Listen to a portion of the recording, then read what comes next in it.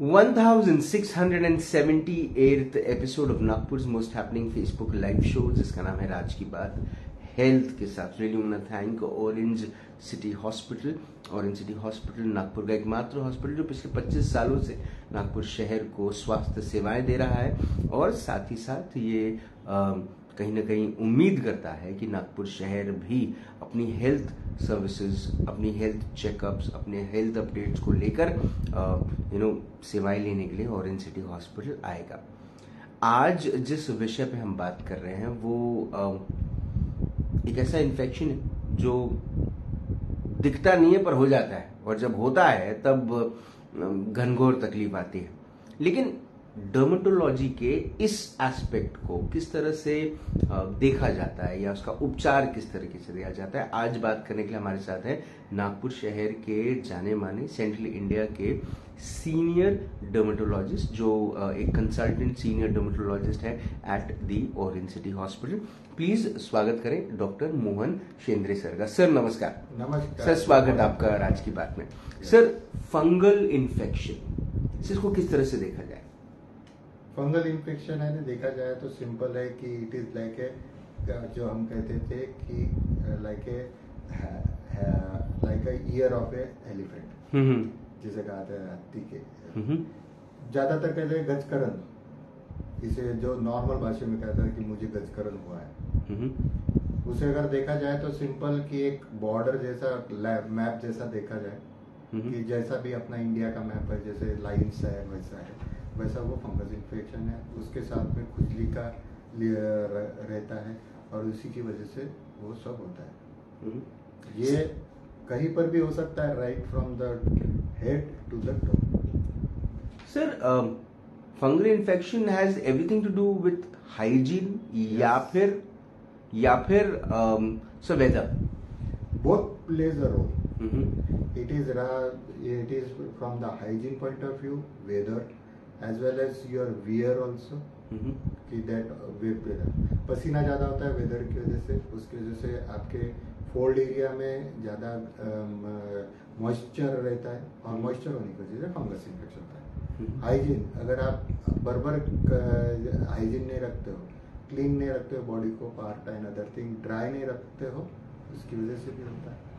किसी को हो गया है उसी की वजह से भी अपने को हो सकता है, या आपकी बहुत सारे कुछ कंडीशंस रहती है जिसमें इम्यूनिटी कम हो जाती है, उसकी वजह से होता है। एंड जो एक कॉमन कारण कहा गया है और जो हम देखने में आता है कि misuse of topical steroid containing cream for a fungal infection. सबको लगता है कि स्टेरॉइड का क्रीम लगाओ तो तकलीफ पूरी कम हो जाती है और मेरा बीमारी ठीक होगी, पर ऐसा नहीं रहता है। और आजकल के जो सूडो डॉक्टर्स बोलते हैं कि जिनके पास में डिग्री नहीं है पर वो ट्रीटमेंट करते हैं, बोलते हैं कि मैं स्किन स्पेशलिस्ट हूँ और दवाई करते हैं, उसी की वजह से भी ये पाया गया। और ये नागपुर में नहीं तो ऑल ओवर इंडिया में ज्यादातर यह इन्फेक्शन पाया गया।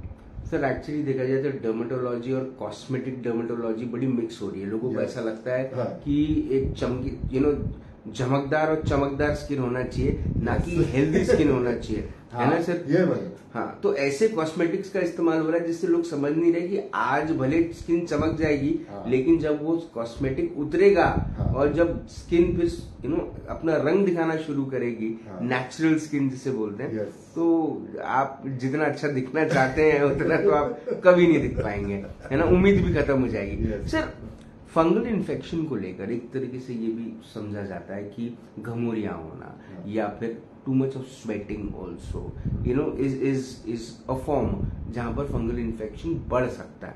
सर, नागपुर जैसा शहर जहां पर गर्मी अति होती है और उसके बाद फिर बारिश भी बड़ी मॉडरेट सी होती है, जहां पर उमस का थोड़ा सा एक एनवायरनमेंट बनता है, तो सर किस किस्म के प्रिकॉशंस लेने चाहिए? क्या फंगल इन्फेक्शन से थोड़ा सा बचें? सबसे पहले कि आपका जो वियर है वो पहले ठीक कीजिए।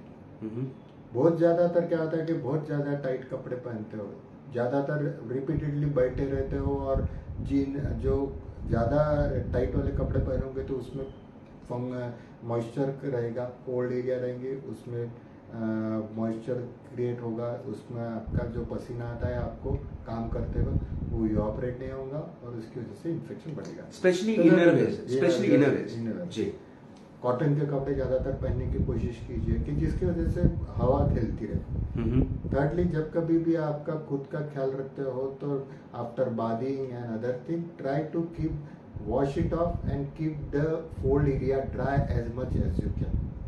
बाहर से घूम फिर कर आते हो तो हाथ पैर धोते हो तो उसको भी पैरों के नीचे में ज्यादातर उसको क्लीन रखिए और उसको पोंछिए।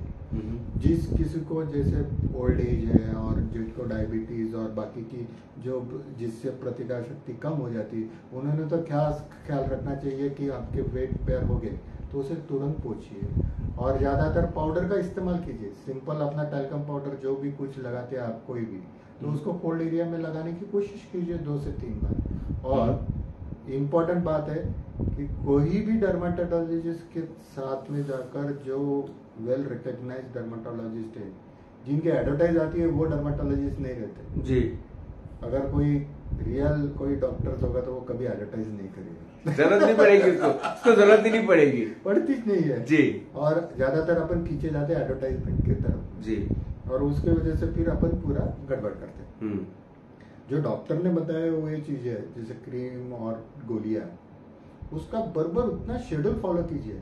आपने को लगता है कि मैंने दवाइयां लिया 4-5 दिन में मेरी खुजली कम हो गई, मेरा चट्टा कम हो गया जी, बस बंद कर देते जी। अरे नहीं, वो डॉक्टर है, वो बताता है कि आपको 1 महीना दवा लेना है, 1 महीने के बाद मुझे आकर बताइए आपको क्या एक ही तो बार जाना है, उसके बाद सिर्फ वो वॉट एवर द गाइडलाइंस ही से follow it and forget. Sir fungal infection के अंदर में सर बहुत सारे घरेलू लोग बहुत सारे घरेलू नुस्खे इस्तेमाल करते हैं। जैसे कि सर अगर हल्की सी इचिंग हो गई तो वहां पर सर नारियल तेल लगा लेते हैं, कोकोनट तेल लगा लेते हैं या फिर सर दूध लगा लेते हैं उसमें, जिससे उसका जो खुजली का जो प्रमाण है वो थोड़ा सा कम हो जाता है। जो इन्फेक्शन बढ़ने का प्रमाण है जो स्किन में फैलता है वो थोड़ा सा कम हो जाता है। क्या ये घरेलू नुस्खे इस्तेमाल करना सही है या फिर सर डॉक्टर के पास जाना? सबसे बेस्ट है तो डॉक्टर के पास जाइए। घरेलू नुस्खे is only for the time being, it is not a permanent solution. तेल के बारे में बताया गया तो या घी या कुछ उससे सिर्फ वो मॉइस्चराइजिंग होता है जी। उसके वजह से अपने को खुजली की मात्रा कम लगती है और उसी की वजह से अपने को ये लगता है कि मेरी बीमारी ठीक हो गई जी। अरे जब तक अपन उसकी दवाई नहीं करेंगे तो उसको क्या ये हो रहा है। जैसा है सिंपल लाइक धक्का देने से गाड़ी में पेट्रोल ही नहीं है, आप कुछ भी धक्का दोगे तो क्या गाड़ी उतनी देर तो चलेगी जी। और आपको लगेगा कि मेरी गाड़ी चल रही है, बिल्कुल, पर पेट्रोल नहीं है, उसमें ताकत नहीं है, एनर्जी नहीं है, तो वो क्या आगे तक लेकर जाएंगे क्या आपको? नहीं, वैसा नहीं। सर फंगल इन्फेक्शन को अगर लोग कहते हैं कि फंगल इन्फेक्शन हमको पता है, पर क्या क्या चीजें होती है फंगल इन्फेक्शन में, क्या क्या चीजें हो सकती हैं? क्या क्या चीजें हो सकती है? अगर आपको उसने आपने रेगुलरली और टाइमिंग में दवाई नहीं किया तो वो बढ़ती जाएगी, उसकी वजह से फिर और उसमें सेकेंडरी इन्फेक्शन होता है जिसे हम बैक्टीरियल इन्फेक्शन, और उसकी वजह से आपको दर्द या ये सब कुछ चालू हो सकता है।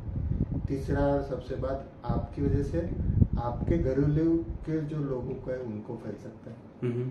फिर और उससे ज्यादा जाओ तो आपके वजह से जहाँ पर आप काम करते हो उनके बाजू वाले लोगों को फैल सकता है। तो एक आदमी ने दवा न करने की वजह से ये सब चीजें हो सकती है, यानी 1 जन 3 जन को, 4 जन को, 5 जन को फैला सकता है। तो देखिए कि इससे कितना बढ़ेगा। सर उपचार की अगर हम बात करें एट ओरेंज सिटी हॉस्पिटल, किस किस्म के बेस्ट प्रैक्टिसेस आप इस्तेमाल करते हैं for a patient who has fungal infection? ज्यादातर फंगस इन्फेक्शन के लिए जो है अगर लोकलाइज्ड यानी एक छोटा ही चट्टा है तो एक मलहम लगाकर उसको कुछ 1.5 महीना 2 महीना दवाई लगाकर वो ठीक किया जा सकता है।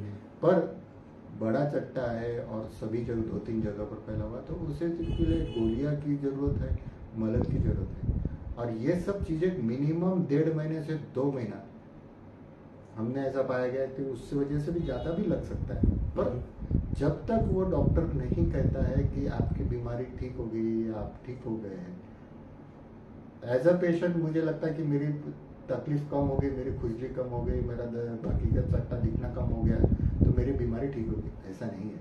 जब तक डॉक्टर नहीं बताता है कि आपकी बीमारी ठीक हो गई है, तब तक बराबर डॉक्टर को फॉलोअप कीजिए, मिनिमम 1.5 महीना 2 महीना। अभी तो ऐसा पाया गया है कि फंगस इन्फेक्शन बराबर नहीं ठीक करने की वजह से आज में उसमें रेजिस्टेंस है, और फंगस की दवाइयाँ बहुत लिमिटेड है।